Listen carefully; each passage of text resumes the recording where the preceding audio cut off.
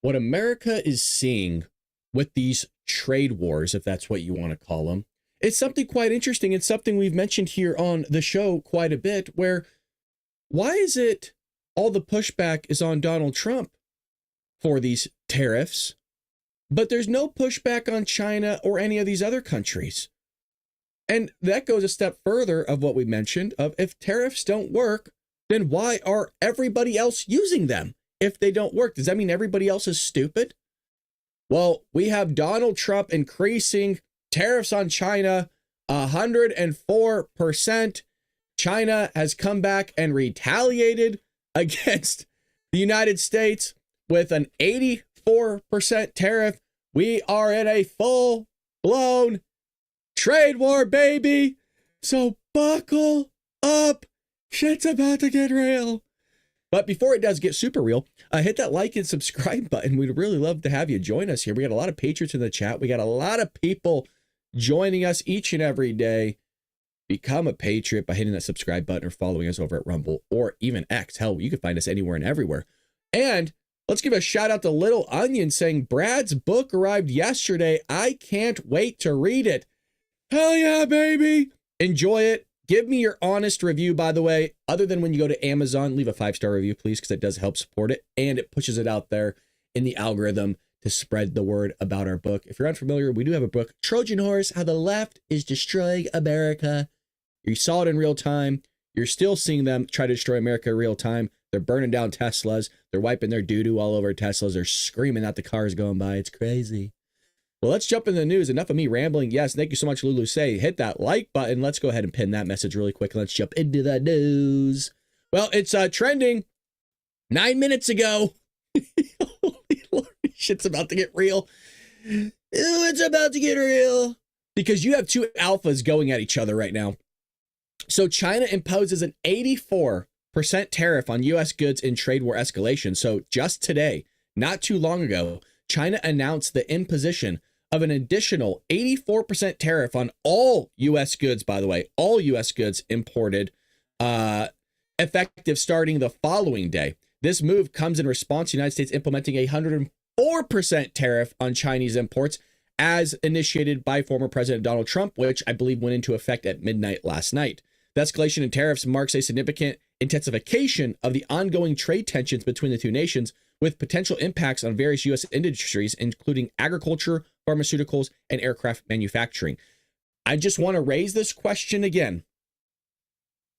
If China were to go to war with anybody, what would we do? We don't manufacture anything. So what do we do? And nobody's ever answered that question, by the way. I'm still waiting for a commentator to answer that question. Do we get goods from somewhere else? China's our enemy. They're not an ally. They're not a friend. So, I mean, what's going on here? And by the way, Donald Trump imposing a tariff on Chinese goods, that's just the cost of the good that's being created over in China, right? That's being imported into here. Well, if the goods are already so cheap as it is, yeah, you're going to have that good get more expensive. But because it's already so cheap, it's not like it's going to be drastically more expensive. Whereas our goods that are being imported in there are already expensive because it costs a lot of money to make it. Mind you, well, now the Chinese aren't really going to buy the goods over in China, but it's going to be vastly more expensive for that U.S. gold to be that good to be sold in China. So we're going to see what happens here. I don't know. Will Trump go another 100% on it? Shit. I guess we'll find out sooner or later. Let's see what kind of people are commenting. It looks like a lot of people are just posting how it's a trade war between the two leaders. You got this guy. This guy's a hardcore progressive. Said, breaking, China just imposed an additional 84% tariff on U.S. goods. This is going to kill many U.S. farmers, businesses. This is going to harm U.S. pharmaceutical companies, aircraft manufacturers, and multiple hardworking Americans. And I keep saying this. This is why you need to have manufacturing in the United States. Again, I don't trust these enemies. I don't trust them. And when China, as we've mentioned, wants to go into Taiwan, you have a possibility of going to war with China. God forbid something like that takes place. But even when it's a probability of taking place, don't matter. Still morning, still waking up. What are you going to do? Again, what are you going to do? So like I mentioned, China does hit back after Donald Trump's 104% tariff. So hours after Trump's tariffs went into effect, China announced it would impose an additional retaliatory tariff of 50% starting Thursday, bringing the total tariff to 84%. So Donald Trump goes to 104, they go to 84. The White House stood by its actions on Wednesday morning, saying that China's retaliation was losing strategy. Secretary Scott Bessent said it was unfortunate the Chinese don't want to negotiate, calling them the worst offenders. Yeah. Again, I was doing more research on the currency manipulation, and depending on who you read, whether it's a right-wing outlet or a left-wing outlet, right wing's willing to admit that they're manipulating their currencies. The left-wing outlets are like, well, we're not so sure. They're over the course of a decade, their currency has increased 50%. But why only 50? If they're doing so much manufacturing, if they're doing so much trade, and they're kind of the leading one in that sector, why is it only 50%? Why is it not more? And why are they not allowing their, by the way, it was the yuan, it wasn't the yen. I was correct on that, by the way, the other day. I hate to smack you patriots around, but when I was looking at it, I was like, what? They all told me it was the yen, and it's the yuan. Their currency's the yuan. You all lied to me in the chat. I didn't even know who it was, and I ain't going to call anybody out here. I ain't going to call anybody out. Your boy was right. Don't come at me. But all jokes aside, the question is that, are they manipulating their currency? Are they doing suffusery? By the way, not to mention, they still have Uyghurs in concentration camps in China. They're doing some crazy stuff, but the left don't want to talk about that. God forbid you talk about anything. I mean, worst offenders, not just in trade, but also worst offenders just out there in the ether. I think it's unfortunate that the Chinese actually don't want to come and negotiate because they are the worst offenders in the international trade system. They have the most imbalanced economy in history of the modern world. That's actually correct. And I can't tell you that this escalation is a loser for them. They are the surplus country. Their exports to the U.S. are 5 times our exports to China. So they could raise their tariff, but so what? China has alleged that America is attacking its sovereignty and it's violating international trade rules. Well, we will not let anyone take away the Chinese people's legitimate right to development. We will not tolerate any attempt to harm China's sovereignty, security, and development interests. After the tariff took effect, stock futures in the United States fell again, and the Dow Jones futures and the S&P 500 are falling more. So I'm actually curious to see what the market looks as of right now. I'd imagine it's taken a big dip, but let's kind of see what's going on. Here is the real-time market for today. So started low. It actually went up. So it went up for a little bit. As you can tell, it's still very volatile. This is just for one day, but let's go to the 5-day. So 5-day, we lost about almost 13%. And I'm thinking a lot of people are on Yahoo right now, Yahoo Finance, looking at it because boy, oh boy, is it going slow. But we'll kind of wait for it to come up here. J-Rad says, I've been saying we need to make our own computers and chips instead of relying on theirs. We need to be making a lot more stuff here. And my fear has always been, again, here's the 5-day for you. My fear has always been that if something were to happen, and you kind of saw that with Germany and Russia, where Germany was getting energy from Russia, Russia decided to go into Ukraine, Germany started burning wood because they didn't have any energy. You know, what happens when China goes and does something? You think this is bad?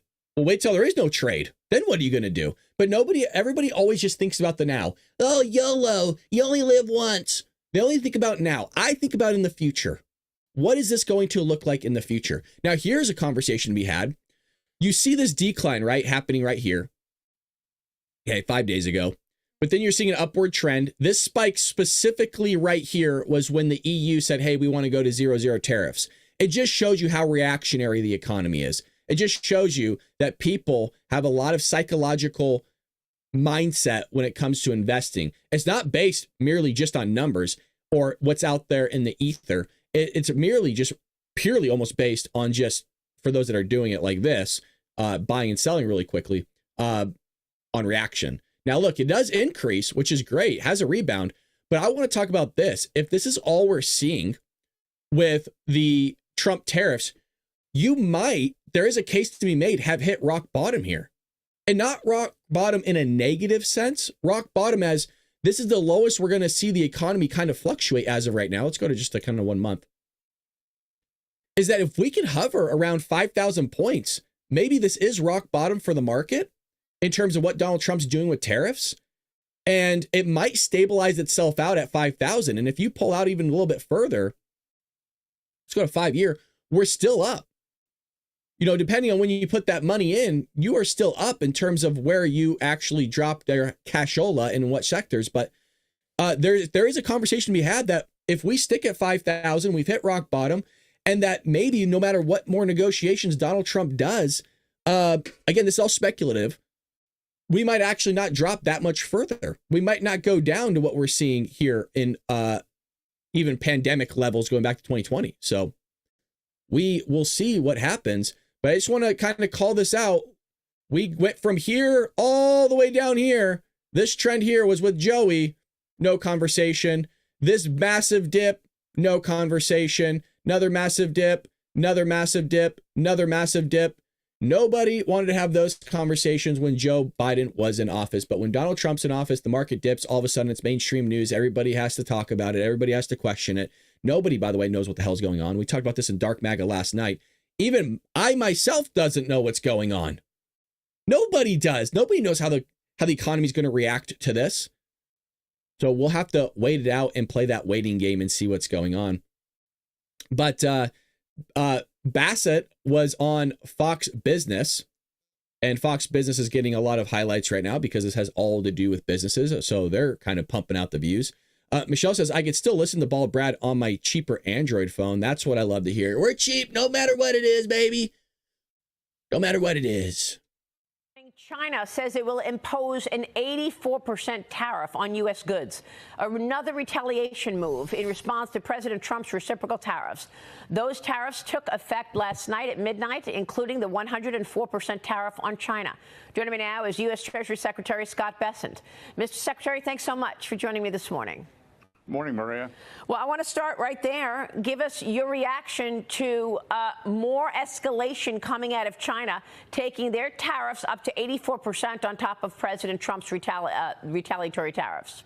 Well, Maria, I think it's unfortunate that the Chinese actually don't want to come and negotiate because they are the worst offenders in the international trading system. They have the most imbalanced economy in the history of the modern world.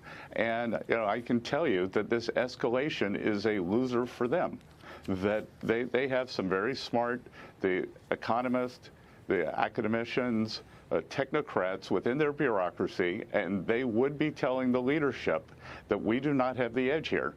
They are the surplus country, that their exports to the U.S. are 5 times our exports to China. So they can raise their tariffs, but so what? So let's talk about this for a second, because I wonder, I agree with you. I mean, I think that China needs the United States so much more than the U.S. needs China. But the economies are so connected, Secretary. We're buying all this cheap stuff. People expect things to be cheap. And we know it's because they're made in China. And it feels like a soft war right now with China. Are there any areas or opportunities to give companies the time to move those supply chains to America so that we don't have to rely so much on China? This can't happen overnight, right? Even though China is the enemy, the #1 adversary, and we are in this soft war and they're escalating She's making a really great point. Are the near-term effects such that the U.S. gets impacted negatively first? Well, again, Maria, no one wins in a war, but it's proportionality, and the proportionality for the Chinese is going to be much worse. And the other thing too is, Maria, what would be a very good step with the Chinese would be acknowledging that the precursor chemicals for fentanyl come from China. They make their way into North America and then are sold into the U.S. We have more than 100,000 American citizens dying every year. And so China, a very good start would be for them to make a gesture on the precursor fentanyls, because, distributing drugs in China is punishable by death. Why don't they apply the same standards to the people who are exporting these chemicals to the U.S.? Yeah. Well, it's true, and that's where this all started. President Trump said that he was putting tariffs in place on China as a result of their failure to stop the fentanyl flow. But now people are wondering. She makes a great point, though, that when at the end of the day, it takes time to build manufacturing. And I think somebody made a great point. Well, you can always rent a facility. Yeah, but you also have to build inside that facility if you're going to rent it out. But all this is very long term. And I think a lot of you patriots in the chat are right, is that, you're calling it the Great Reset. And this is something that needs to be done. You need to make a change at some point. We're $36 trillion in debt. I mean, there's a lot of variables that go into this tariff stuff, because you also have Donald Trump with Doge trying to cut $2 trillion, bringing the inflation rate down.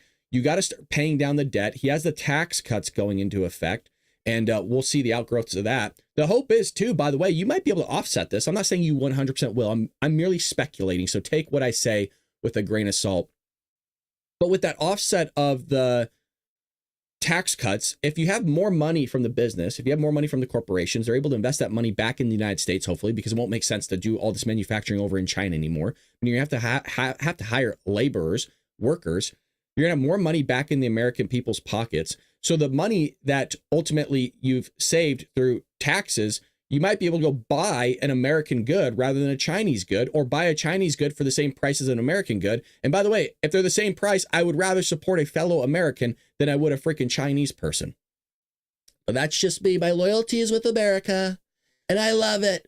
I absolutely love it. So everybody is kind of losing their minds on social media right now with these tariffs. And by the way, again, nobody knows what the hell they're talking about. Nobody knows. I mean, some say, well, Brad, that means you don't know what you're talking about. Correct. And I'm open about it, at least with you. I'm not willing to, blow smoke up your, what, like some of these people are. Nobody has a clue.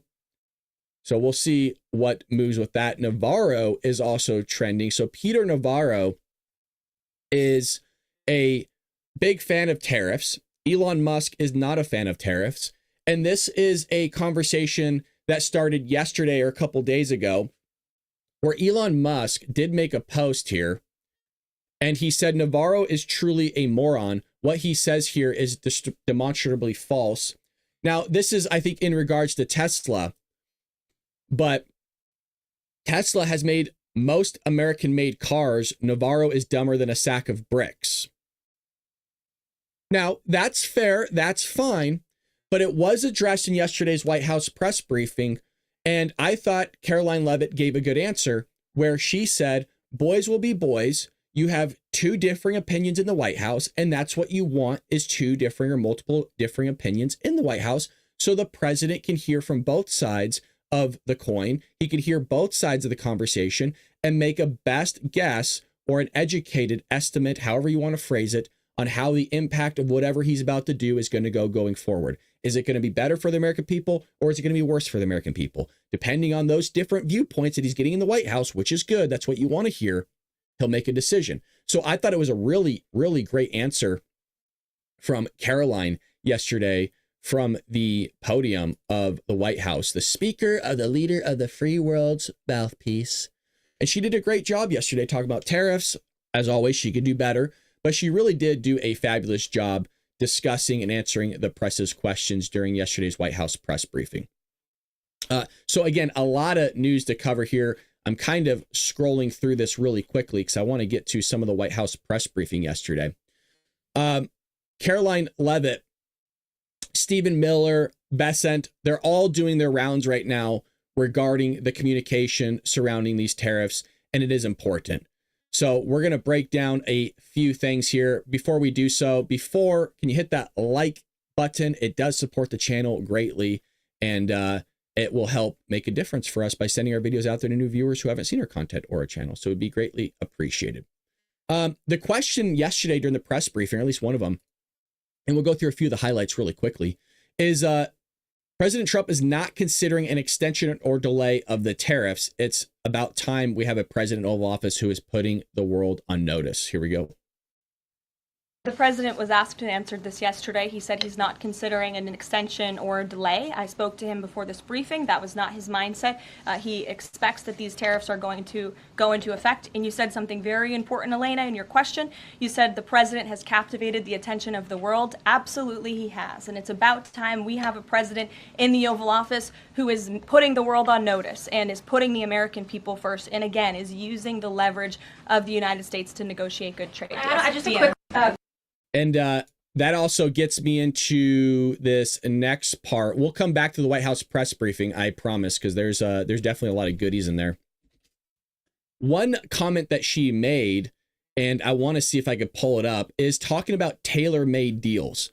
So during yesterday's White House press briefing, it was mentioned that we're not going to do like a blanket tariff just for all countries. We really want to look at the country itself and do a tailor-made deal for that specific country, because we want to see not only what benefits us, but what more can we get out of that country that is specializing in said product, in said manufacturing. So I thought that was a great kind of use of term, tailor-made. And unfortunately, I thought I had it queued up here. I guess I do not. We will see if it actually does come up here in the White House press briefing then. You also have here the reciprocal tariff rates that were implemented by country were focused on the monetary tariff that those countries have imposed on the U.S., but also the non-monetary tariff barriers moving forward. We'll talk to any country that picks up the phone. This was a very common trend yesterday about saying, hey, will Donald Trump negotiate with this country? She kept reiterating, look, if they just call us, we'll have a conversation with them and negotiate that with them. But at the end of the day, we're going to do what's in the best interest of the American people. And what I love about this is always about the American people. You never heard this from Joe Biden. Joe Biden didn't do what was best for the American people. Joe Biden did what's best for fucking trans mice in Mozambique, condoms being sent to this country, Sesame Street in Iraq. He did everything else for everybody else, the illegal immigrants, other countries. Donald Trump's sole focus is to do what's best for the American people. In the same way China's doing what's best for their people. In the same way Vietnam's doing what's best for their people. But God forbid that we have a president that's speaking on behalf of the American people. See, we've gone so long with these politicians not actually representing the people that elected them, that it's now foreign for Democrats to realize that that's the main objective of these representatives, is there are a bunch of toolboxes that are used to get our agenda done on behalf of us because we elected them to do so. Donald Trump gets it. Joe Biden, Democrat Party, the crazies that are screaming at Tesla, they don't. You just said that one of the reasons these tariffs are going into effect is that some countries have been ripping off the United States, but some of the tariffs target countries like Madagascar, Bangladesh, with very high levels of poverty. So can you explain how the president wants to correct the deficit with those countries? Is there a plan, for example, to onshore the textile industry that these countries are known because, and, just like, can you be specific about those like low income? Sure. Well, first of all, the reciprocal tariff rates that were implemented by country were focused on the monetary tariff that those countries have imposed on the United States, but also the non-monetary tariff barriers and the regulations, if you will, that have been put into effect over the years, making it harder for America to export to these countries. These were very carefully crafted numbers. There was also a 10% baseline tariff across the board, as well, as you know, moving forward. Oh, come on, Elon. Come on, Elon. We'll wait for it to load. Moving forward, the president will talk to any country that picks up the phone to call, and I can tell you the phones have been ringing off the hook, wanting to talk to this administration, this president, and his trade team to try to strike a deal. And it's because the world knows that they need the United States of America. They need our markets. They need our consumer. The president has a lot of leverage on his side because he has the best economy and the best country in the world that he leads, and he knows that. And it's about dang time we finally have a president who uses that economic leverage to benefit American workers. And that's what the president. And it's all about American workers. It's all about the American people. And this was kind of echoed more so with conversations about China, where Trump will be incredibly gracious to China in tariff talks, which is telling me that China's not willing to pick up the phone. Ed O'Keefe was actually the one who asked Caroline Leavitt this question, and the discussions surrounding the tariffs with China. Now, remember, this conversation happened yesterday. So this is before China announced that 84% tariff or an additional 50% tariff on all U.S. goods, by the way. It's not just like, oh, it's on plastic or something. Every good. So this question was proposed by Ed O'Keefe, who I actually like here. He's with the left-wing outlet, but I actually think he does his job pretty damn well. He pushed back on Karine Jean-Pierre. He pushed back on Jen Psaki. And I think he does a great job of not being overly biased with his reporting. So here's Ed O'Keefe questioning Caroline Leavitt. You mentioned the 70 countries or so. I'm curious, though, under what conditions at this point would President Trump talk to President Xi about tariffs? Look, I just spoke to the president about this, and he believes that China wants to make a deal with the United States. He believes China has to make a deal with the United States. It was a mistake for China to retaliate. The president, when America is punched, he punches back harder. That's why there will be 104% tariffs going into effect on China tonight at midnight. But the president believes that Xi and China want to make a deal. They just don't know how to get that started. And the president also wanted me to tell all of you that if China reaches out to make a deal, he'll be incredibly gracious, but he's going to do what's best for the American people. It's a good answer. The answer I think everybody's waiting to see right now is what is Trump's response to all this? And that's what I keep while we're watching these videos together. That's what I keep checking to see if there's an update here from the president himself on these tariffs, these additional 50% tariffs. I have a feeling Donald Trump's going to punch back. In terms of how much, I'm not sure. Does he do 100%? Does he do 25%? It's a great question.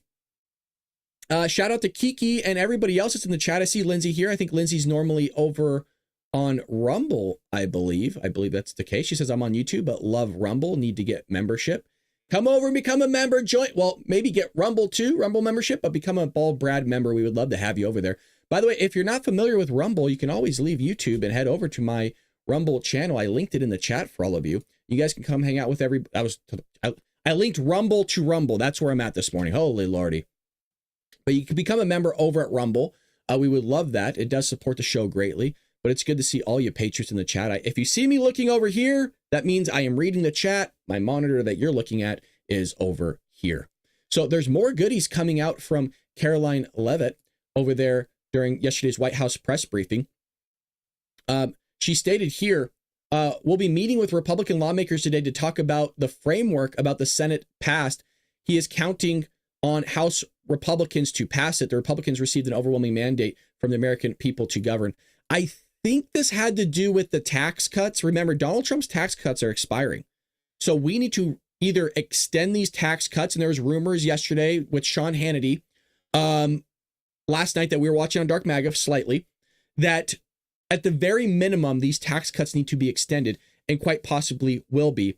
The rumor is that they want to go a step further with these tax cuts and actually give more relief to the American people, which is astonishing because I remember when these initial tax cuts went in, on average, it saved Americans about 3%. And it's so funny when you have the left, the progressive left, complaining about Donald Trump's tax cuts. By the way, for those of new viewers, I used to be a tax accountant and an assurance and advisory accountant in public accounting.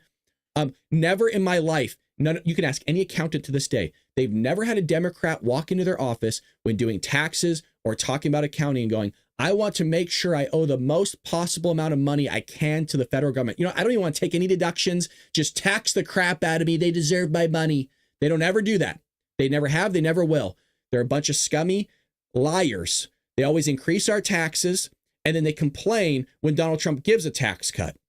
Well, we're not bringing in enough revenue to pay down our debt, but then they complain about Doge for wanting to actually get rid of the deficit so that we can pay down our debt. These people are reeds in the wind, man. They don't make any sense. The president will be meeting with Republican lawmakers today here at the White House to talk to them about the framework that the Senate passed. The president was very quick to put out a statement about his support for the reconciliation package that the Senate passed, and he is counting on House Republicans to pass it. The Republicans received an overwhelming mandate from the American public to govern. We have an extraordinary opportunity. There are key promises that the president made to the American people in this bill: tax cuts, securing the border, deregulation, unleashing the might of American energy. These are good things for the American people. The president wants to see this get done, and that's why he's engaging with lawmakers today. The president will be It's I keep saying this. We said this last time. We say it every day. It is remarkable the amount of work that Donald Trump is doing, man. This guy is working nonstop for the American people. Phone calls. If he didn't have a team like he's assembled, I think we would be in pretty deep trouble here. He is allowing his people to cook. He is allowing the American people to go out there and do the bidding on behalf of the American people. And that's what he was elected to do. He's running his administration. I keep saying this a lot like Ronald Reagan. If you want a great book about Ronald Reagan, the sucker's like this thick. It's like, that's what she said. It's like, it's like 1,700 pages. Let me collect my thoughts. It's like 1,700 pages. It's written by Lou Cannon. Lou Cannon, L-O-U, last name Cannon like it's spelled. Fabulous book, but you'll learn about how Reagan really did more of a managerial style presidency, not so much micromanaging, where he allowed his people to go out and do the things he needed to get done. Now, here's the problem. He didn't have the greatest leaders out there. He didn't pick the best people. Donald Trump did, and it's going to make a difference here, hopefully, for the United States of America. Now, Donald Trump is a master negotiator. You have the secretary right here on Fox News. Fox is getting a lot of attention currently because of their coverage of the tariffs. And, well, here we go. President Trump is a master negotiator. We saw this in his first administration. There were some tense moments, but he knew where he was going. He knew where he had leverage, and we got to a great place.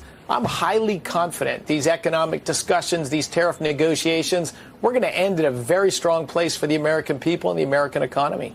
President. You know, I'm glad you guys appreciate my goofiness. Look, I always say if it's for me, I crack myself up, I make myself laugh. If you want to join in, I would love for you to have a bunch of fun with me. Oh, goody. We have Kudlow here, also on Fox News. It seems like a lot of these clips are dated for Fox. It just so happens to be that case, where if POTUS is talking about all of these countries, then you know that they are looking to negotiate and make deals. And well, that's been echoed that there's 50, 60, 70 countries trying to get in the mix here to make things work. And by the way, this might offset if Trump can negotiate with these other countries. I mean, Vietnam has to be just licking their chops right now. The fact that China wants to go into a trade war with the United States, the Philippines have to be licking their chops. All these other countries have really cheap labor, really cheap manufacturing. And so we might just outsource to these other countries if we can get good negotiations, just say, hey, screw China altogether. I mean, there's a lot of countries out there that would love to do business with the United States. So you got to kind of look at it as if China has a lot of the market cap. They have a lot of the market space. Say, I'm just going to make up a number. Let's say 90% of the market cap or market space for whatever, for let's just make it trade. Well, if they want to sit there and F around and find out, well, hey, let's take 10% of that 90 and go send it to Vietnam. Let's take another 10% of our business and we'll go to Japan. Here's another 10% of our business. We'll go to the Philippines. Oh, hey, India, who was just at the White House like a month ago. Hey, let's go ahead and take 20%, and we love to get you manufacturing up and going. Well, now you just dissolved yourself from working with China a little bit more, which, by the way, is a better move for us because if we go to the Philippines, they're our ally. If you go to Japan, they're our ally. If you go to these other places like India wants to be an ally, well, hell, we'll go do some business with them. And now you dissolved yourself from relying on the backs of the Chinese, who are our enemy. I can only be so clear. If Scott Bessent is talking about as many as 70 countries, if Caroline Leavitt, the press secretary, is talking about 70 countries, if President Trump is talking about all these countries, then you know that they are looking to negotiate and make deals that will open up markets for the U.S. If Scott Well, Mo, look, and here's the amazing thing. It's not just opening up markets for the U.S., it's opening up markets for the rest of the world. So it's not a bad thing. Now, I was excited to show you guys this because we are all fans of this man. I'm not even going to give him an introduction. He doesn't need an introduction. He's a fan favorite here on the Bald Brad Show. He's a fan favorite to the American people and MAGA supporters. And there he is, folks. Stephen Miller, baby, coming in. And look, this guy packages difficult concepts in a fabulous way. I think he's one of the best communicators on Trump's team. I keep mentioning this. He needs to be meeting with Caroline Leavitt every freaking day and explaining concepts, writing them down. The guy writes phenomenal speeches for Trump. I'm going to shut up now because I know you want to hear him talk as much as I do. The reaction in the White House to the fact that this noon deadline for China to begin some sort of discussion came and went. Will we now see 104% tariff against China? Well, very simply, this is about the President of the United States defending the core national security interests of the United States. China has hollowed out our defense industrial base. This is very important for your viewers to understand. America cannot create the essential materials it needs to ensure our security into the future because China has stolen those supply chains. So America, but not just America, our allies around the world are dependent on China for our own defense, for our own economic well-being. Thank you, Stephen. That is the national security threat the president is responding to. And he's going to take whatever actions are necessary to ensure that he can keep America safe and that we can live in a country in which American workers and American factories can supply all of the materials and needs for our national security and defense. God, it sounds a lot like what Stephen is saying is very similar here on the Bald Brad Show. Gee, it sounds very similar that our national security is at stake because I'm going to say it again. Now, it may never happen, and I hope it doesn't because it would be a lot of death, and nobody wants to see young men die on the battlefield. If China goes to war, my question is for everybody that's complaining about what Donald Trump is doing, what is your answer to when China does something like Taiwan? You just don't do a lot of military drills for fucking no reason around Taiwan each and every month. What is your solution when they do it? Where are you going to get your goods from? You got to start planning now. China's been planning for decades for all this manufacturing. They've been planning about building manufacturing there. They've been planning on getting the United States their resources from the Chinese people. They're playing the long game, and we need to take a hit and reset here. We got to build safety nets for ourselves, and that's to bring manufacturing back here to the United States. Well, here he is again on Fox, kind of doing a continuation of talking about China here. God, I love Steven. He's freaking great. Give a like. Just hit the like button for Steven, huh? I believe that China will be forced very soon to come to the table for the simple reason that China's economy is completely dependent on its exports to the United States and to the West.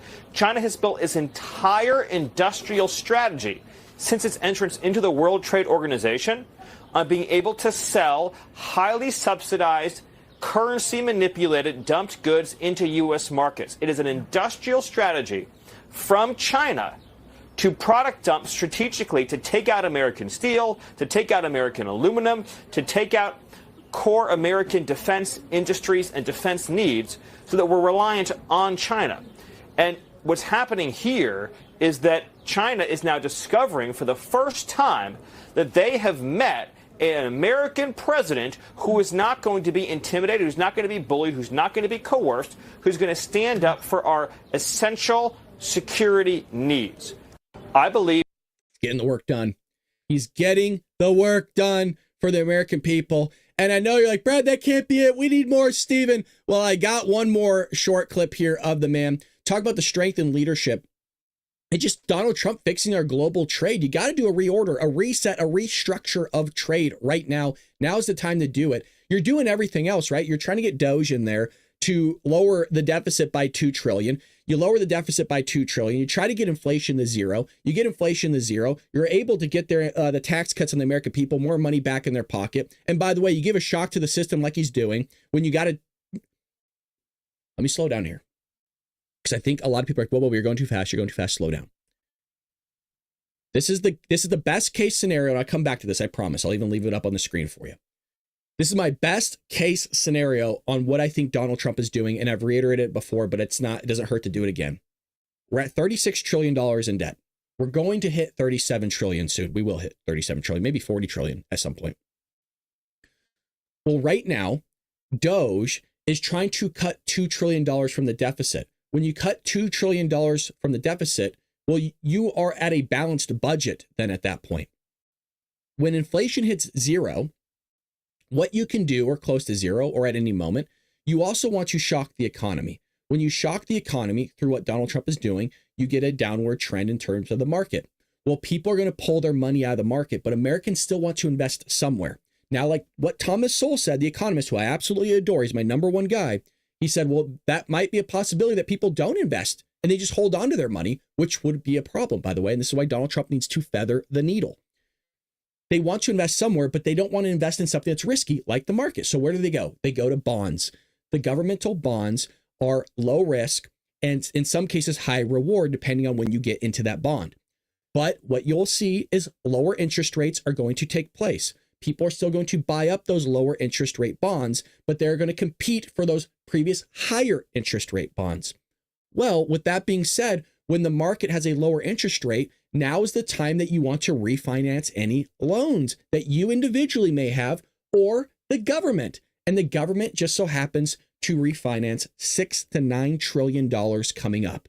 If you can refi that at a lower interest rate, not only are you at 0% inflation, not only is your budget balanced, but now you've given the American taxpayer more money back in their pocket through your tax cuts. You're having an offset in trade, meaning you're building manufacturing back here. You could, with that recipe, have you could, again, this is best case scenario. You could have an economic boom here. And now you refi that. Now you're not owing as much as you previously were. So now technically you cut more money from the budget, and you got to start bringing this stuff down slowly, because again, a lot of people are complaining about what Donald Trump is doing. I'm going to emphasize this again, $36 trillion in debt. You think this is bad? Well, wait till you got to start paying that sucker down, because all taxpayers owe $307,000 to the federal government. Does anybody watching the show have $300,000 lying around? Now, I'm not going to say that they're going to call us on our notes tomorrow or all at once. That's not what I'm saying.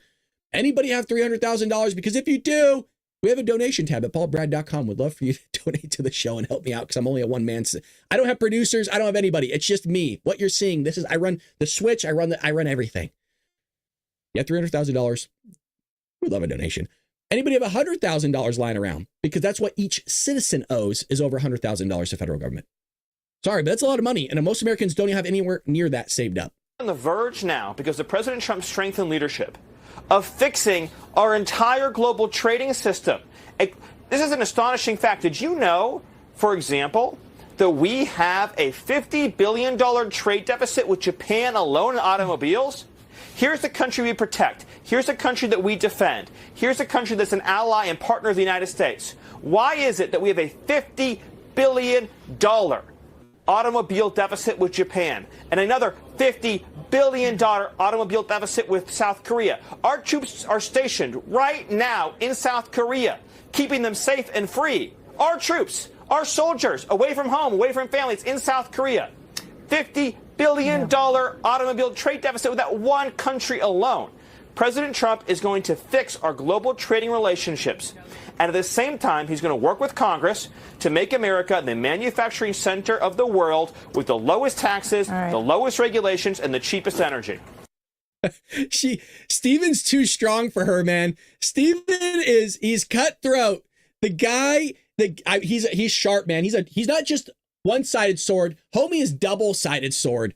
Steven is great, man. He gets me riled up, does he not? When you listen to Stephen Miller, I feel more patriotic. I feel amped, baby. I'm like bought in. This guy could sell me the shirt off my own back. The guy gets me going, man. I love it. I love it. And here's the thing, and we talked about this at length. Why is it our allies are stabbing us in the back and not willing to negotiate in good faith when we are giving them security all over the world? And by the way, there's a strong case to be made with, let's say, South Korea, for example. Let's just use South Korea as an example really quick. There's a strong case to be made that our troops there, by the way, is what's stopping North Korea from coming in. Because technically, right, they're still at war. But they don't want to F around and find out, nor would you, right? We're the biggest military force ever, and they're basically like a little ant. Boop, just flick them off the wrist.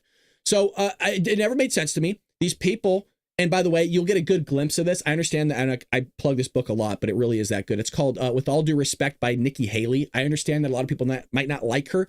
Just listen to me really quick. The book itself is really good because it'll give you a glimpse on how these countries treat the United States from when she was UN ambassador under Donald Trump's first term. She does a phenomenal job of displaying just how scummy our allies are and how they treat us in the United Nations. So these people vote against us. They don't do what's in the best interest of the allies, which I get. That's not always the case. You're there to what's the best interest of your people. But you know what? If you wanted what's best interest of your people, you would want to work with the American people because we're the ones that are freaking ultimately giving you the security that you need not to get your ass kicked. It's true. People don't, again, I'm telling you, there's been so much peace. I understand there's war around the world. I fully understand there's a lot of evil taking place. A lot of atrocities are taking place. But for the most part, there's no world wars. And that is because of American dominance. That is because people don't want to F around and find out. But what's happened is people are getting a little bit cocky now. And you're seeing that from the Chinese big time. And something is ultimately going to fall over sooner or later. Again, I'm still waiting for updates of Mr. 47, the best president in modern history, Donald J. Trump, to say what the hell is going on here with the Chinese. And I'm okay with him taking his time. This is not something you just throw around loosely and you go off emotions like you saw from Joe Biden, AOC, Ilhan Omar, anybody in the Democrat Party. You got to do what's best. You got to listen to your team, get everybody assembled, listen to both sides, and figure out what the hell is going on. Donald Trump yesterday was giving a speech in front of a bunch of American muscle, baby. End the government bias against coal. Trump signs order to bolster floundering American industry. Thank you, Mr. President. This is obvious, giving the double middle finger to not just the Democrat Party, not just to the Green Party, but these progressive snowflakes that wanted to cripple the American economy. China's building coal plants left and right. Germany's back to building coal plants because they found out that green energy wasn't working anymore. Go figure that windmills isn't going to work. President Donald Trump took action on Tuesday to slash regulations and expedite leases. This is something Jeff talked about in the chat yesterday, even though I didn't comment on it. I told you guys I read the chat in depth, by the way. I almost have photographic memory. Jeff, you commented on this yesterday if you're listening. You said, hey, Brad, we need to get more leases out there. This is exactly what Donald Trump is doing. Lending a hand to an industry that has been rocked by the push for so-called clean energy. Remember, Joe Biden campaigned on removing the fossil fuel industry. The fossil fuel industry has coal within inside it, as well as oil. Well, if you can, again, all those things I listed with Doge, cutting the deficit, the Trump tax cuts, bringing manufacturing back to the United States, more money in the American people's pocket, getting inflation rates down, lowering the interest rates for the American people, that'll allow you to buy a home at a lot better price. It'll still be an expensive home, but you'll have a lower interest rate to where you'll be able to at least pay it down over the course of a 30-year fixed loan or variable loan, depends on what the hell we're talking about here. But if you can get the energy sector, that just brings down the price of everything as well. It can offset everything. So this is a multivariate analysis, not a univariate analysis. This is a multivariate analysis that's going into the outgrowth, the output of what's being conducted here. I've been begging for this, and this is why I am so ecstatic for what Donald Trump is doing. He's doing everything we wanted here. The guy is freaking killing it, man. I'm getting goosebumps talking about it, and we're talking about fucking coal. I'm getting amped up by talking about coal. You get energy down for the American people. The freight runs on, I'm not necessarily coal, but coal funds people's energy bills. It funds the energy. I'm talking mostly about oil and gas right now, but this is a start. This is a start.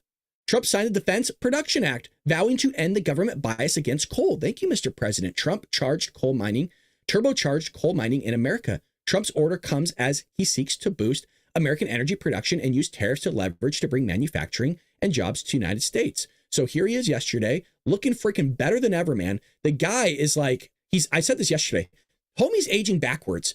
I don't know if he's working out with Pete Hegseth and RFK Jr. The guy's losing weight. He's having to get new tailor-made suits. And look at the hair. The hair's looking golder than ever, signifying we are going into the golden age, baby. The order that I will sign in a few moments, we're slashing unnecessary regulations that targeted the beautiful clean coal. We will rapidly expedite leases for coal mining on federal lands, and these two gentlemen are going to do a real job of it. You've already started. And we'll streamline permitting. We will end the government bias against coal, and we're going to unlock the sweeping authorities. We will rapidly Defense Production Act, the Defense Production Act, to turbocharge coal mining in America. They now under the executive order that I love it.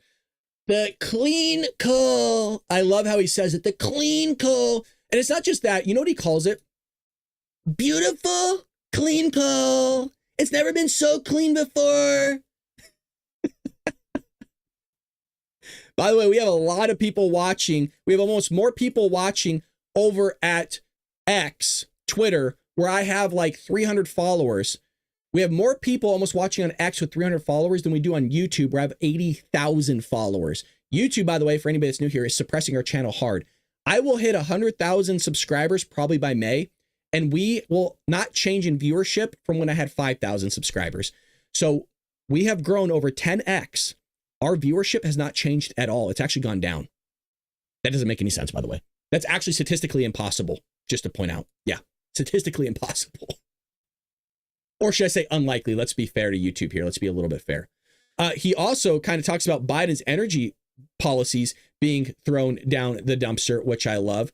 And again, Joe Biden utilized the EPA to allow illegal immigration to thrive. I would like to point that out. Again, he wasn't just utilizing the EPA to sue American industries, American manufacturing, these oil companies as well, but he was also utilizing the EPA to allow massive invasion taking place at our southern border.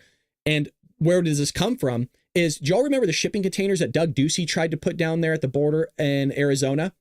And he put it out there in the desert. We're going to come back to this real quick, I promise, because it's a great point.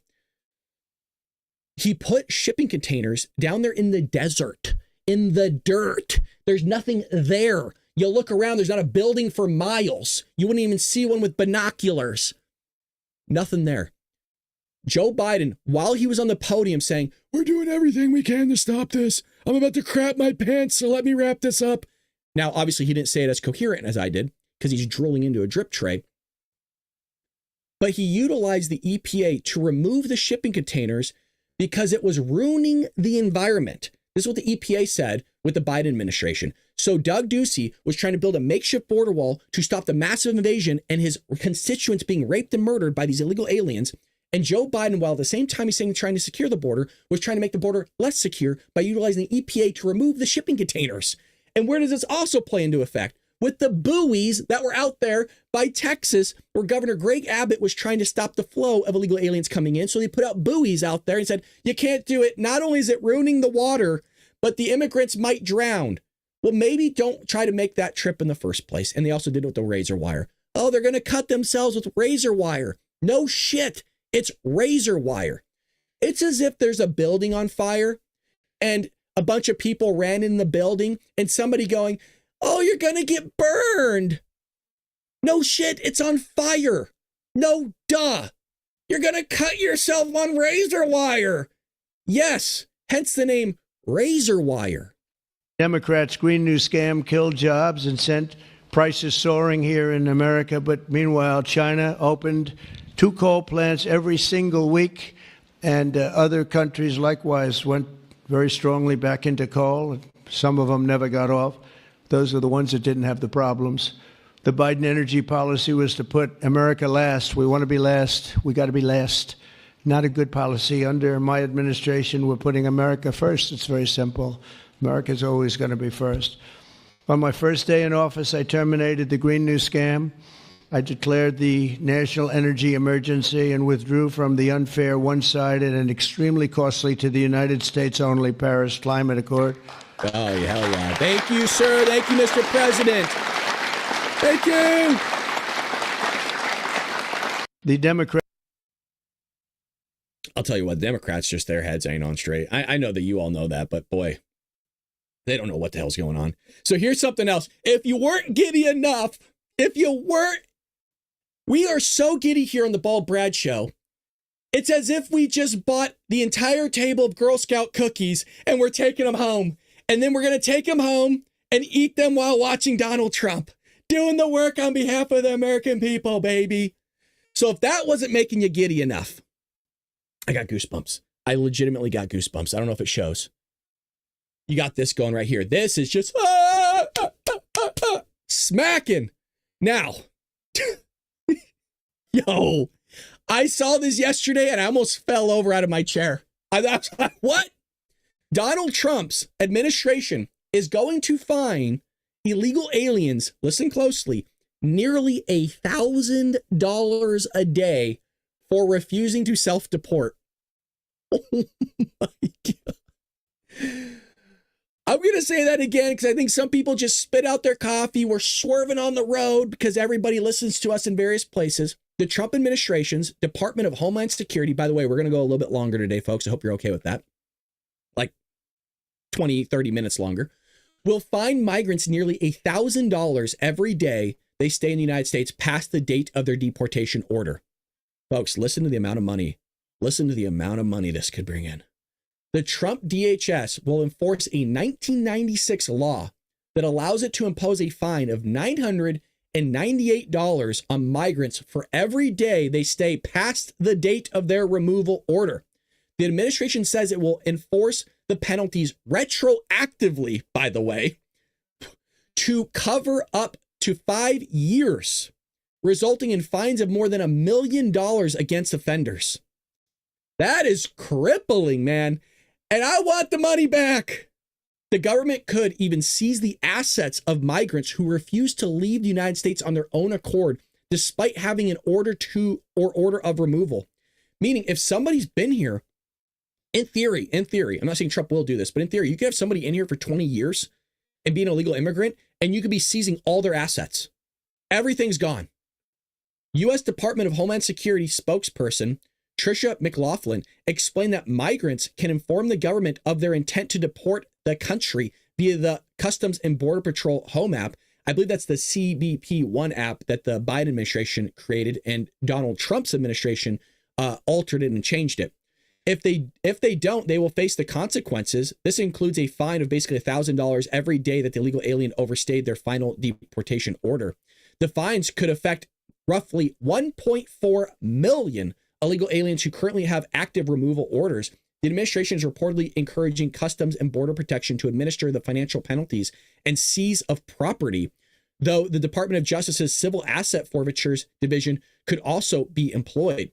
Scott, is it Schuchart or Shart? Is it Shart? Is his last name Shart? Really? That's tough. That's tough. That is a Joe Biden name. A former immigration,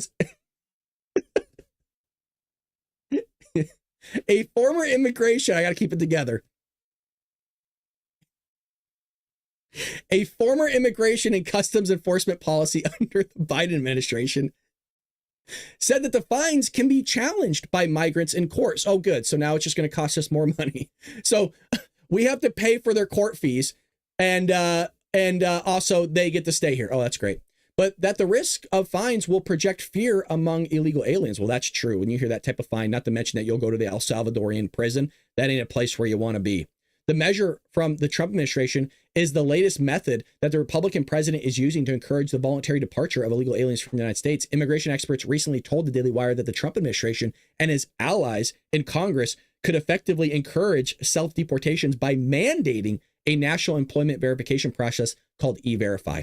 And that will kind of expose a lot of this stuff. And again, we mentioned, and you saw this, immigrants are on Social Security. And again, you had Margaret Brennan talk about this, that this wasn't taking place. We were told that there are not illegal aliens on Social Security. So what's this then?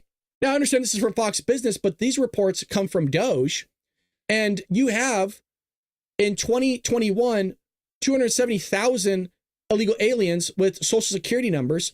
By the way, there's like 1.3 million illegal aliens tapping into Medicaid, by the way. And then you wonder why Medicaid's so expensive. 590,000 in 2022, almost 1 million in 2023. By the way, you want to know what this is called in mathematics? This is called an exponential function, by the way. This thing is exponential. Then you have over 2 million on Social Security numbers. I mean, if you add this up, was that 3 million, almost 4 million people on Social Security, which allows them to vote, by the way. And they are voting according to Doge. Let me just show you really quickly. We looked at this the other day. Let me just show you how much money is being paid into Medicaid that's being tapped right here. Okay. That's Medicaid. $1.6 trillion.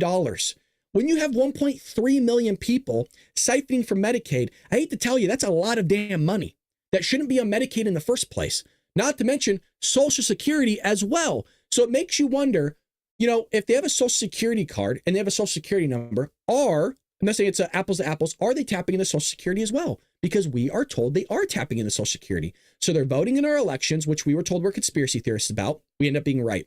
We were saying that they were getting Social Security numbers. We were told we're conspiracy theorists. Well, we're right once again. We were told that they were tapping into Medicaid. Well, we were told we were conspiracy theorists. Well, fucking guess what? We were right once again. How many times do we have to be right about stuff? How many times about COVID do we have to be right? How many times about J6 do we have to be right? How many times do we have to continually be right for the Democrat Party and the crazies that are screaming at Teslas, wiping their crap from their butt onto Teslas, burning down Tesla dealerships for them to get it through their thick skull that maybe, just quite maybe, they're being manipulated? But I don't know. By the way, on TikTok, thank you to everybody on X, by the way. If you're not following me on X, please do so. We do this each and every morning, 6 a.m. Pacific Standard Time, and hopefully you're being entertained and hopefully you're having a good time over on X. But follow me over on X and leave me a comment somewhere because I'd love to know who you are, because we got a lot of damn people watching us over there, and it's nice to make a difference over on X and hopefully just spreading conservative thought and ideas out there to new viewers. So this is great. Love you guys. We got a lot of people on X, but we got a lot of people on YouTube, and we got a lot of people on Rumble, folks. A lot of patriots are in the chat. God bless y'all for joining us. We're not going anywhere. We're going to stick around just for a little bit longer. But these on TikTok, I went over these 15 top hoaxes, right? Like you have remember the Border Patrol whipping thing with the horse reins? They were saying that we were whipping migrants. I talked about that. I talked about the Russia collusion hoax, all the hoaxes, right? 15 of them. No joke. On TikTok, that's where all the progressives are at. TikTok just loves the lefties. They were all in there going, well, everything you said did happen. This is how far off the reservation these people are, that there's been stuff that's been free and clear, completely debunked, meaning all 15 of them, and they are still believing in it. They still believe it. And I question them, like, you're talking about the migrant reins that they were whipped? Are you serious? Those were horse reins. You had the White House say that the Border Patrol agents had whips and treating these migrants as if they're slaves or something. And they still believe it. These people are so brainwashed, they still believe it. I don't believe in everything Donald Trump says. I listen to what the guy has to say. I do some research on it and go, hey, I'm either for or against it. I'm not beholden to the guy. I mean, we do Dark MAGA podcast every Tuesday and Thursday that gets a little bit spicy. And we love the guy. I voted for him for 3 times. But he's a human being. I'm not beholden to him. I'm not beholden to the Republican Party. Hell, I'm not even really Republican. I'm a fiscal conservative, registered Republican. So we have here the Associated Press is coming back into the White House, I guess. This is odd to me. I don't understand this. So this is something we keep talking about. We did mention it in Dark MAGA yesterday, where the Associated Press doesn't want to call Gulf of Mexico Gulf of America. So Trump says, fine, we're just not going to allow you to kind of follow us everywhere. You can't come into the Oval Office. But as you saw yesterday, Zeke Miller is with the Associated Press, was right there in the front row of the White House press briefing, smack dab in the middle, right where I said he would be, because he's always there and has been there for years. Well, now I guess a judge is ordering White House to reinstate the AP to press pool, which is interesting because I don't know if that's even I don't understand the authority on that one, but let's break this down really quickly here. U.S. District Judge Trevor McFadden ruled on Tuesday afternoon that President Donald Trump and his administration had to allow the Associated Press access to White House spaces following a weeks-long ban over the outlet's refusal to refer to the Gulf of America by its new name in print. McFadden, who was appointed by President Trump, argued that the First Amendment applied, that if other credentialed outlets were given access to space in the White House or aboard Air Force One, the administration could not selectively bar the Associated Press over differences of opinion. But that's exactly what the White House was doing under the Biden administration. They removed people's credentials. What is this judge talking about? I know this so much that I can actually name one. I needed it to multiple, but I can name one specific reporter. The White House under the Biden administration completely removed Simon Atiba's credentials. And Simon Atiba actually filed a lawsuit. He didn't get a question in for almost 2 years, and he would sit in the room, and then they removed the guy. There's a reason why you have so many people in the White House press briefing now. There's a reason why it's always packed, is because the White House previously limited credentials. Where was all the hubbub then? There wasn't any. Well, acknowledging the fact that limited space would not allow for every outlet to have a physical presence at every event, McFadden stated in his ruling that the judgment was not a free pass for the Associated Press to have access to every possible event. Well, here you go. This is what you do. You allow them to have one event. You put their asses off in the corner. They can't get to the president. And you know what? You make do with what you got. Quote, the injunction does not limit the various permissible reasons the government may have for excluding journalists from limited access events. It does not mandate that all eligible journalists, or indeed any journalists at all, be given access to the president or non-public government spaces. Well, I mean, is the White House still technically a public space? It used to be. I mean, there's a case strongly to be made that it used to be. You should actually be able just to walk freely into the White House and talk to the president yourself. Douglas used to do this with Lincoln. Douglas would just walk into the White House and just have conversations with Lincoln way back when.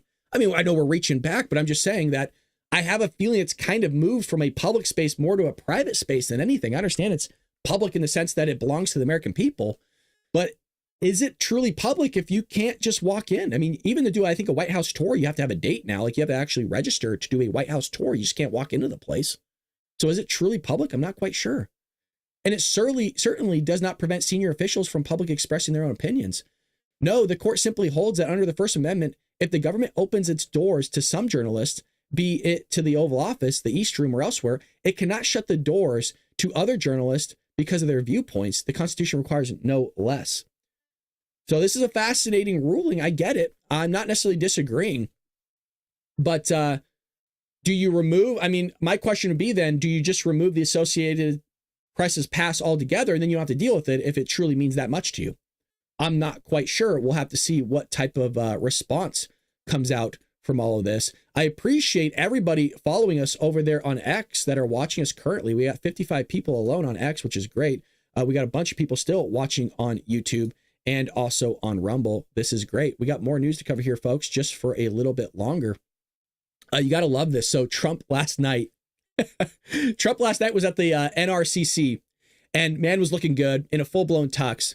And he just demolished Adam Schiff on stage last night, just completely smacked this guy around. This is one of the most evil people in Congress. I've heard behind closed doors, this guy is even more evil, even to his own party, than what people are willing to even talk about. The guy's a scumbag. And sadly enough, he's from my state of California. I didn't vote for the guy. The guy's scummy. He's disgusting. The difficulties and all of the fake investigations and the Adam Shifty Schiffs. Can you believe this guy? He's got the smallest neck I've ever seen.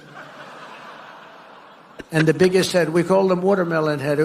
I'd say, how could that big fat face stand on a neck that looked like this finger? How can it? It was the weirdest thing. It's a mystery. Nobody can understand it. But he's one of the most dishonest human beings I've ever seen. And, you know, how we can allow people like that to run an office is a shame, but we did. He was in charge of the witch hunt, you know. He was in charge of the fake witch hunt with Russia. It was a made-up story. Made up. Think of it. They make up a story. They know it's made up.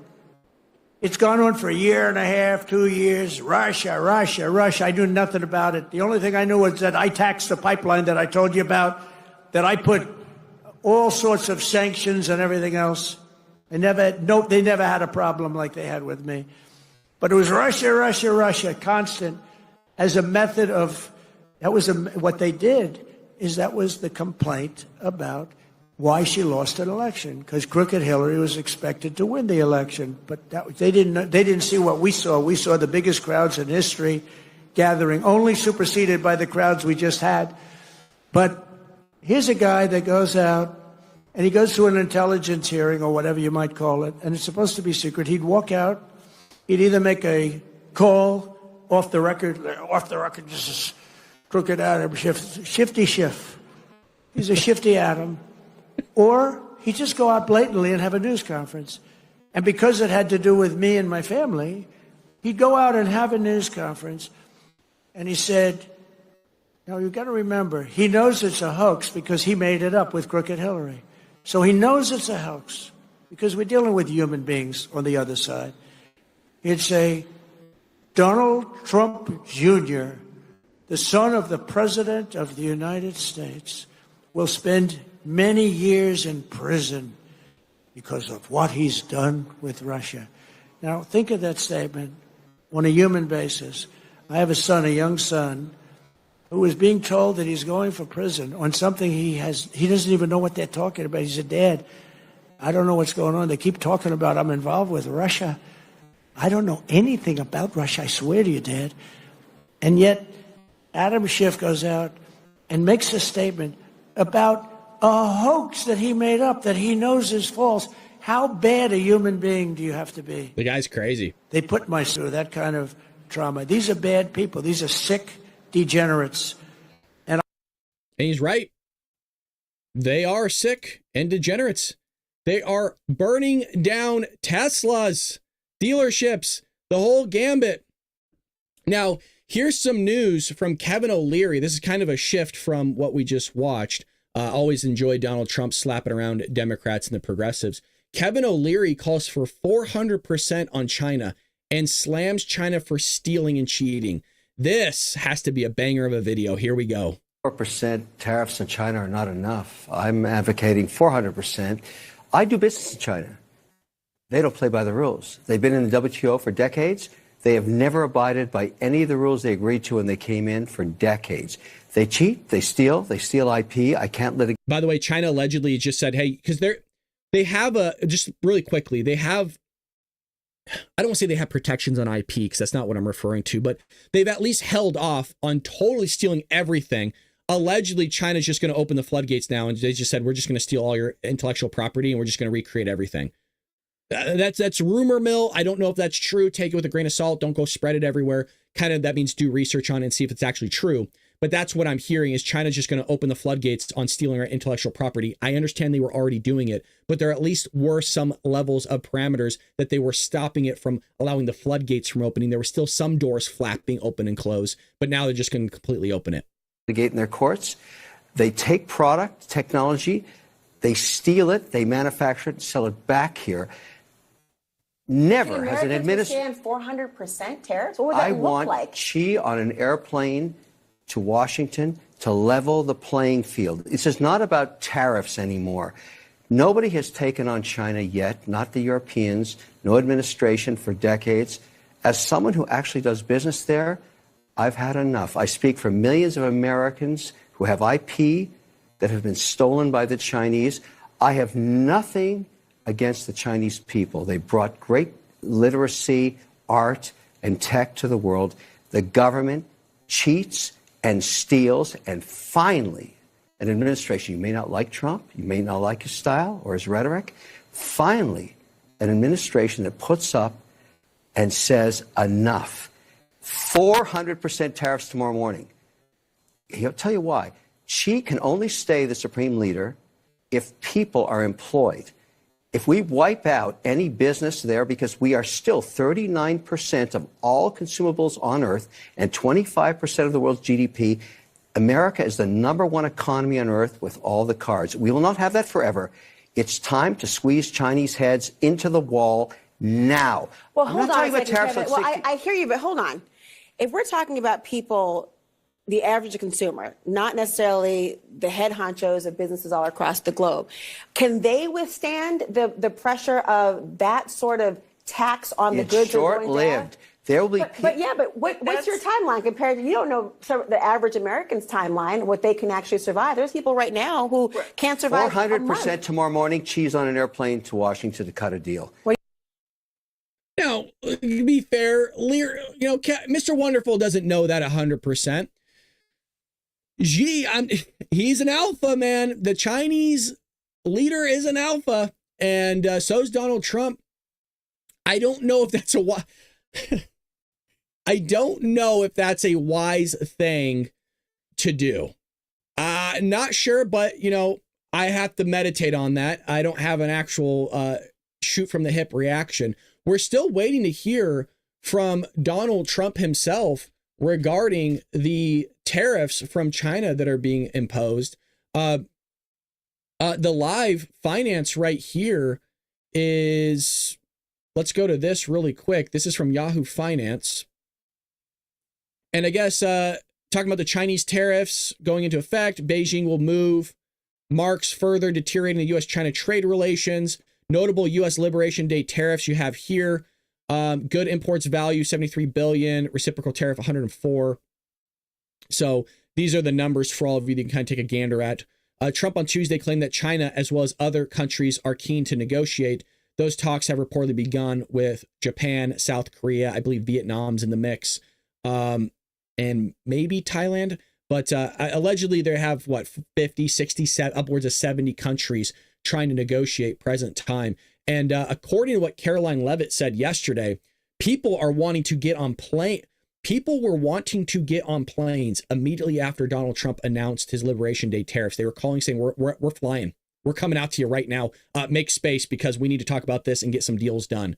And it's amazing when Donald Trump puts the pressure on the global economy because everybody's, peepees were all big, right? Everybody wanted to drop trow and show off what they had until they saw their markets dropping. China took almost a 14% hit just the other day, yet everybody else taking on average about 7% hit. The whole globe was taking a massive dump after Donald Trump's tariffs. And so when they realized going, oh, wait, we're on the find out stage of the F around. Oh, shoot, we need to look at this more closely. Here's Europe's current stock market taking place right now. They're on the decline. Okay.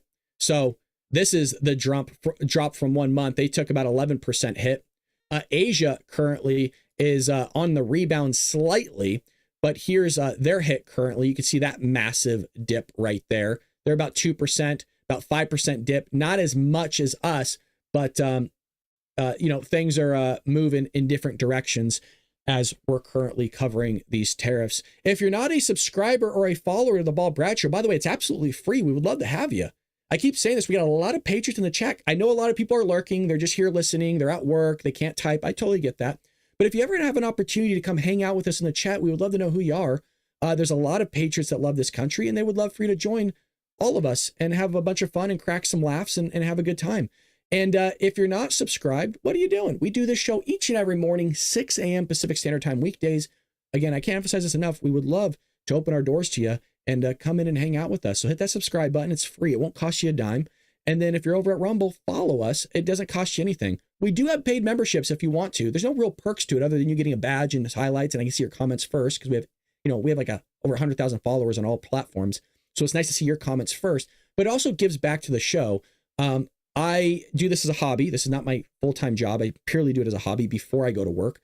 And it does help me out quite a bit to be able to pay for all the software, to pay for new stuff that breaks down. And it is quite expensive to do this, believe it or not. But I understand, it's my hobby, it's my choosing. But if you feel the need and you want to give something back, we do have a membership. If you head to baldbrad.com, we do have a donation tab up at the top right here. If you click it, and you can do any amount you want, it's all customizable.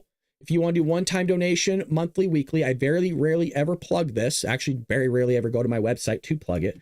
But you can do whatever you want. You don't have to do these amounts. You can do custom. If you want to do $1, if you want to do however much, weekly, monthly. A lot of people have been starting to use my website, which I appreciate because we get 97% of the proceeds from my website. Whereas Rumble and YouTube take like 30% of whatever you send. So you're basically giving your money to YouTube, 30% of it. Whereas if you do this through my website, we get 97%. And it's not going back to other companies, which helps me out tremendously. So thank you to everybody. And by the way, it does show me your name when you donate. Leave me a message when you donate and or email me if you want me to give you a shout out. A lot of you have been stating, hey, we don't want shout outs. We want to just give back. And so that's why I don't usually shout out those that are using it. But we have a good amount of people that are using the website. And also might as well plug the book, Trojan Horse, How the Left is Destroying America. This is me. I think I'm wearing the same hat. Hold on. Anywho, enough of me being goofy. Thank you to everybody that's joined us. We're going to end today. Normally we end at 7, but I have a little bit of a late start today at work. So we will be back here tomorrow, 6 a.m. Pacific Standard Time with another episode of Dark MAGA tomorrow. And thank you so much, everybody. Pray for this country. Pray for Donald Trump's safety. Pray for him to have that wisdom to negotiate correctly and wisely for the American people. Pray for all the patriots in the chat. We can all use it. And love you guys. And should we raid somebody? Let's raid somebody. If you're not over at Rumble, we do raid somebody each morning. It's a great way to offer back our viewership to the community. And let's kind of see who we got here. Most people don't shout us out, but Alan does and a bunch of others. So who should we raid today? Let's see. Who's still live is the question. So again, we actually, let me send my Rumble link to everybody in the YouTube chat so you can come over and hang out with us. You want to go to, okay, let's go to Alan's show. Okay. Let me find him. Actually, I follow him. Let me see. Is he live? Alan is live. Okay, here we go. We'll send you guys over to MAGA Mornings. I'll see you later, Patriots.